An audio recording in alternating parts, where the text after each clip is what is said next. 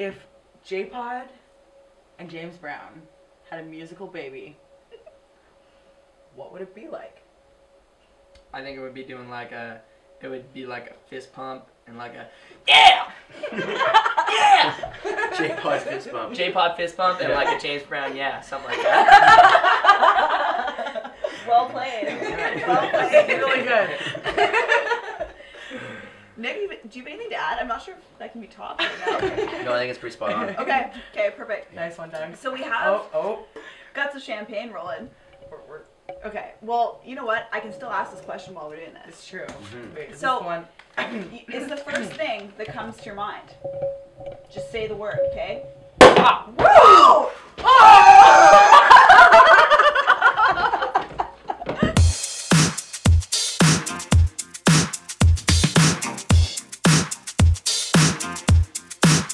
We were in New Zealand for New Year's Eve at this festival called Rhythm and Alps, and shortly after that it was in this really cool community called Wanaka, and we were hanging out there in this skate shop with this really cool guy Dino, he was really into our music, and he'd hooked us up with some shirts and stuff, and we had heard about this Summerlands festival that was going on, and Dino's like, oh yeah, he's my bro, man, like I can get you guys on the lineup. And we're like, oh yeah, well we were just thinking of going, like we had our friend Caleb was playing there, so we were just thinking of going.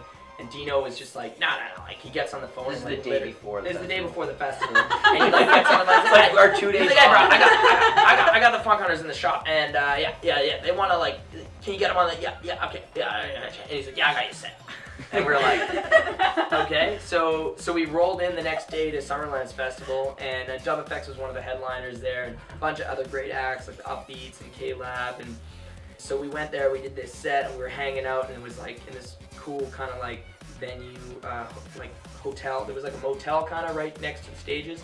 So we were hanging out there, and Dub Effect just kind of walks up and he's like, you guys got a lighter? And I was like, yeah man, like hey, like, you know, we had met briefly at Shambhala a few years ago, but we kind of just started chatting with him there. And then that conversation just kind of went on like that whole night, and we just hung out and like started talking about a lot of different things, a lot of different music. And we're like, look, we're gonna be in Melbourne, like we would love to hook up with you again and hang out.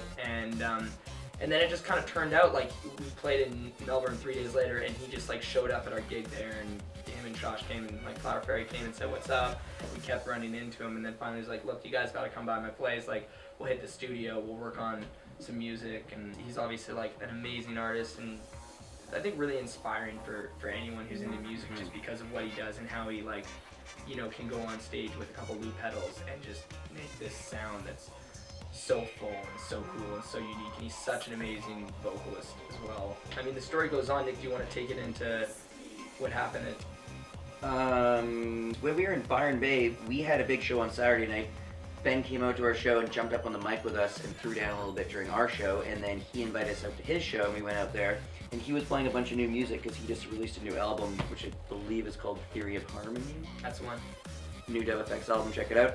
I was just standing in the crowd, enjoying dancing, like just enjoying his set, and afterwards I was like, Ben, you played this reggae song called Don't Give Up. It was awesome. And he was like, oh yeah, you like that one? And I was like, yeah, it was really cool. Like, I'd never heard it before. He's like, yeah, it's new, it's on my own, would you remix it? And I was like, love to do a remix for you. Like, I love your music, and I don't know, these days you get so many remix requests and emails, and you know, you have to really love the tune or really love the person to want to do it, and so it's still an honor when someone who you really respect is like, would you do a remix? And I was like, I'd love to do a remix for you. But I didn't think much of it, and then a couple days later, once we flew over to the other side of the country or something, I emailed him and I was like, hey look, I got a lot of long plane rides ahead of me, like, were you serious about doing the remix? Like, send over the parts if you are. And he was like, of course, and sent them over right away. So I started working on the parts, and then he invited us to his house. He went to his house, I played him the ideas I had, and within like 2 days I had written a whole remix, which is always the best thing that happens. You know, when you're really excited about a song, it just writes itself, and I just kind of worked for like 2 days straight in my headphones, which I never do on the road. Like, I normally like to be at home in the studio, and we were playing that weekend, we were playing Rainbow Serpent, which is, you know, similar to Shambhala, but like 15,000 people, and that was our first time going to be there. We were super excited, and Ben wasn't playing, and so we just kept bugging him, like, you gotta come to Rainbow Serpent with us, like, come throw down, like, we'll do the remix live, and we'll do all these other songs. And finally he was like, okay, I'm in. And so we didn't tell anybody. It was like a total surprise, and we worked out a bunch of routines with him ahead of time, some really cool stuff with him, and then during our set on Saturday night at the market stage, we announced him as our special guest and brought him out and did a bunch of routines, and It was really fun. I mean, we've been blessed to collaborate with so many awesome people, and often it's live, but I really feel like, you know, we hit it off well with Ben, and Dunks and I both really love him, and I'm hoping that there'll be lots more Dub Effects, Funk Hunters collaborations in the future. It sounds like things like that are in the works, so that might be really cool. Amazing. Yeah, Ben's a great guy, and he's down to earth, and, you know, if you could send him an email to ask for a tune, or, you know, say, hey, I love your music, or whatever, but, you know, those kind of stories only happen because you are on the road, and you get to meet them, and it means a lot more, you know, we want to get him to sing on a song, or him to, you know, for us to remix something. Like, it does mean so much more when you get a chance to hang out with those people, and Absolutely. I think that's like one of the coolest parts about touring sometimes, is to get to go to these bigger festivals where you get to, like, you know, sure, we're on the road and we're touring lots, but I mean, Ducks and I are music lovers, and you know, there's so many people who have been idols or role models or people who inspire us, who have become our friends, and you know, that's always really neat. And it happens all the time. So. Well, on that Yeah. note, I think we need to have a cheers, guys. Yes. It's a great story. Yeah. Cheers. Hello. Thanks for the bubbly. Anytime.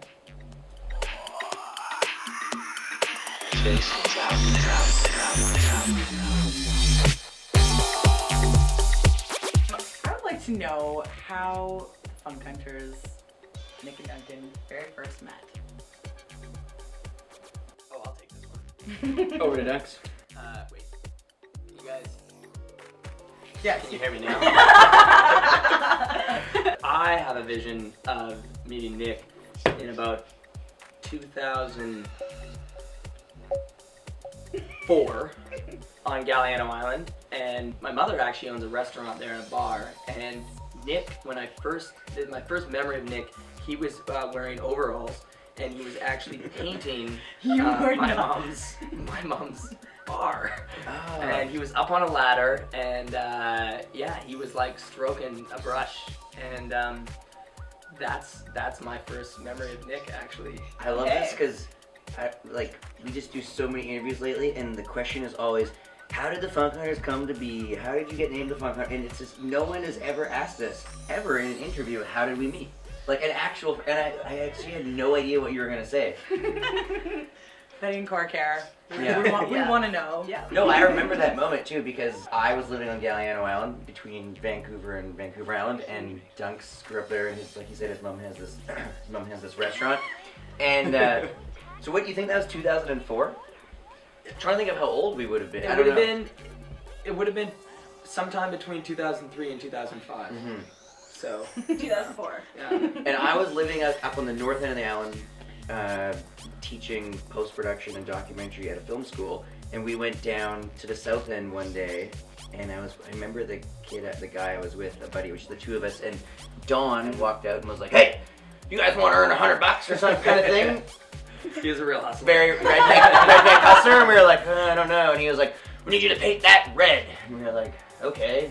The next thing we knew, we were up, and he was like, I'll get you lunch and everything right now. Next thing we know, we're like up on top of the scaffolding, painting the front of Grand Central Restaurant red. And it was awesome because for the next couple of years, every time I drove by there, I was like, I painted that. Yeah. And Duncan's mom's restaurant is quite a fixture on the island because Grand Central is one of the few businesses, especially back then, that had live music all the time. So on the weekends, it was awesome. You could go there and listen to really cool live music, and people who were traveling would always stop by. But in the mornings and lunchtime, it was always busy with locals, and it's right down at the south end where the ferry is. So you go past it and you do anything. I have some sad news for you, Nick. Mm. Your painting job did not make the cut. It's been painted over. Did it last this long? No, you got about 5 years ago. Okay, I yeah. actually got a new coat. So Yeah. Maybe my only painting job ever yeah. is that moment there. Is it the same color, or is it? No, it's a full. Isn't it been- black? It's black. Yeah, It's that was a been, while. I remember that. Yeah. Yeah. For all those interested, Yeah. Grand Central and Yeah. Galliano Island, check it out. Eggs Benny. Yep. You heard it here first on Betty and Getting Kora. on it. Yeah. Yeah. Shout out to Galliano. The Yeah. red is now black. Shout out to my mom, Deb. Love you. Yeah. Love Hey, you, Mom.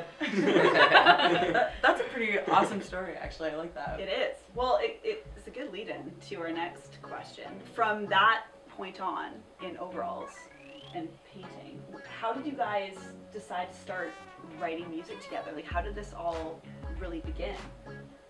Well, it was long before writing music.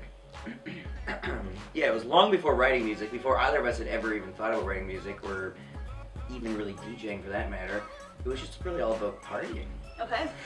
Yeah. We were The teenagers, truth comes or, out. you know, late teens, early 20s, living on Gabriola Island, and it's summertime, it's awesome, you're in a beautiful spot in the world, and, you know, Galliano's special, there's no clubs or anything there, there's like one pub. It's all about house parties, best house parties ever, you know, of your entire life on this island, because you have these beautiful houses on the water with big balconies and big massive living rooms, and it was all about house parties, and no house party is complete without some good music, and like the better the music is at a house party, the better the party's gonna be.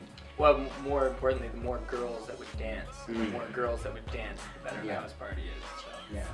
I think when I met Duncan, I didn't even own a Mac, and Duncan had a Mac laptop before I ever did. And Yeah, so I remember the Mac doing laptop would come out at parties just with like iTunes. The first couple gigs were like, we had a Gemini mixer.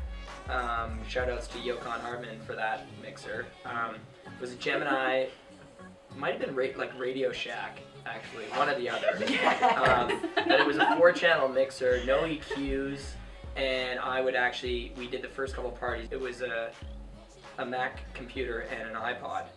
And I think we must have done that for like 10 parties, and there was actually once where we actually beat matched a track, so we did like a proper mix. It was an insanely hard thing to do, running from iTunes and an iPod.